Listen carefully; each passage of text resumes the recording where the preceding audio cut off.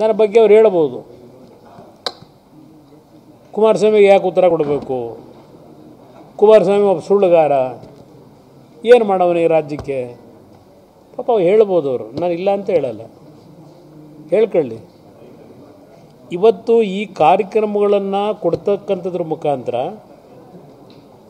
ಪ್ಯಾರಲಲ್ಲಿ ಯಾವ್ಯಾವ ಬಾಬ್ತುಗಳ ಮುಖಾಂತರ ರಾಜ್ಯದ ಖಜಾನೆ ತುಂಬಿಸ್ಲಿಕ್ಕೆ ಜನಸಾಮಾನ್ಯರ ಮೇಲೆ ಹೊರೆ ಹೊರಿಸಿದ್ದೀರಿ. ಇವತ್ತಿನವ್ರಿಗೆ ಅದ್ರ ಬಗ್ಗೆ ಜನಗಳ ಮುಂದೆ ಇಡಲಿಲ್ಲ. ಪೆಟ್ರೋಲು ಡೀಸೆಲ್ ಮೇಲೆ ಮೂರುವರೆ ರೂಪಾಯಿ ಸೆಸ್ ವಿಧಿಸಿದರೆ, ಸ್ಟ್ಯಾಂಪ್ಸ್ ಆ್ಯಂಡ್ ರಿಜಿಸ್ಟ್ರೇಷನ್ದು ಏರಿಕೆ ಮಾಡ್ಕೊಂಡ್ರಿ, ಗೈಡೆನ್ಸ್ ವ್ಯಾಲ್ಯೂ ಏರಿಕೆ ಮಾಡಿದ್ರಿ. ಎಲ್ಲದಕ್ಕಿಂತ ಪ್ರಮುಖವಾಗಿ ಮದ್ಯದ ಮೇಲೆ ಯಾವ ರೀತಿಯ ಒಂದು ಬೆಲೆ ಏರಿಕೆ ಮಾಡಿ ಯಾವ ಬೆನಿಫಿಷಿಯರೀಸ್ ಅಂತ ಹೇಳ್ತೀರಿ 2,000 ರೂಪಾಯಿ, ಅದೇ ಕುಟುಂಬದ ಆ ಬಡವರು ದುಡಿಮೆ ಮಾಡ್ತಕ್ಕಂಥ ಶ್ರಮಜೀವಿಗಳೇನಿದ್ದಾರೆ ಅವ್ರ ಕಿಸಿಗೆ ಕೈ ಹಾಕಿ ಇನ್ನೊಂದು ಕಡೆ ದುಡ್ಡನ್ನು ವಸೂಲಿ ಮಾಡ್ತಾಯಿದ್ದೀರಿ. ಇದೇನು ದೊಡ್ಡ ಸಾಧನೆನಾ?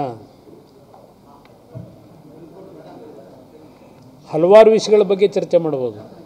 ಇವತ್ತು ಪತ್ರಿಕೆ ತೆಗೀರಿ, 15ನೇ ಹಣಕಾಸು ಆಯೋಗ ಗ್ರಾಮ ಪಂಚಾಯಿತಿಗಳಿಗೆ ಅಭಿವೃದ್ಧಿಗೆ ಅಂತ ಹಣ ಬಿಡುಗಡೆ ಮಾಡಿ ಒಂದೂವರೆ ತಿಂಗಳು ಆಗಿದೆ, ಇವತ್ತವರೆಗೂ ಪಂಚಾಯಿತಿಗೆ ದುಡ್ಡು ಕೊಟ್ಟಿಲ್ಲ. ಪಾಪ ಅದು ಎಂಥದೋ ಹೇಳಿದ್ರು, ಕಾಂತರಾಜು ವರದಿ ಕುಮಾರಸ್ವಾಮಿ ಎತ್ತಿಟ್ಬಿಟ್ಟ, ಅದನ್ನು ತಗೊಳ್ಳೇ ಇಲ್ಲ, ಸ್ವೀಕಾರ ಮಾಡಲಿಲ್ಲ, ಅಟ್ಯಾಕ್ ಮಾಡಿದ್ರಲ್ಲಪ್ಪ. ಕಾಂತರಾಜು ವರದಿ ಜೊತೆಗೆ ಅದು ಎಂಥದೋ ಜಯಪ್ರಕಾಶ್ ನಾರಾಯಣ್ ವರದಿ ಬೇರೆ ತಗೊಂಡ್ರಲ್ಲ, ಇನ್ನೂ ಯಾಕೆ ಇಂಪ್ಲಿಮೆಂಟ್ ಮಾಡಲಿಲ್ಲ?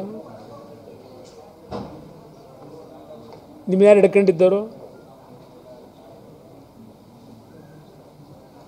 ನಿಮ್ಮನ್ನು ಯಾರು ಹಿಡ್ಕೊಂಡಿದ್ದರು? ಕಾಂತರಾಜು ವರದಿ ಏನು 180 ಕೋಟಿ ಖರ್ಚು ಮಾಡಿ ಯಾರೂ ಸಾಧನೆ ಮಾಡದೇ ಇರೋದು ದೇಶದಲ್ಲಿ ಮಾಡಿದ್ದೀನಿ ಅಂತ ಹೇಳಿದ್ರಲ್ಲಪ್ಪ, ಯಾರಪ್ಪ ಹಿಡ್ಕೊಂಡಿರೋದು? ಹೇಳ್ತಾ ಹೋದ್ರೆ ಹಲವಾರು ವಿಷಯ ಹೇಳ್ಬೋದು. ಇವತ್ತು ಪಕ್ಕದ ಆಂಧ್ರ ಪ್ರದೇಶದ ಮುಖ್ಯಮಂತ್ರಿಗಳು ಯಾವ ರೀತಿಯಲ್ಲಿ ಆ ಒಂದು ಅಭಿವೃದ್ಧಿಗೋಸ್ಕರವಾಗಿ ಅವರ ಒಂದು ನಡವಳಿಕೆ ಇದೆ, ಹೋಗಿ ಕಲ್ತ್ಕೊಳ್ಳಿ. ಬರೀ ದಿನ ಕಾಲು ಕೆರ್ಕೊಂಡು ಜಗಳ ಆಡ್ತಕ್ಕಂಥದ್ದಲ್ಲ.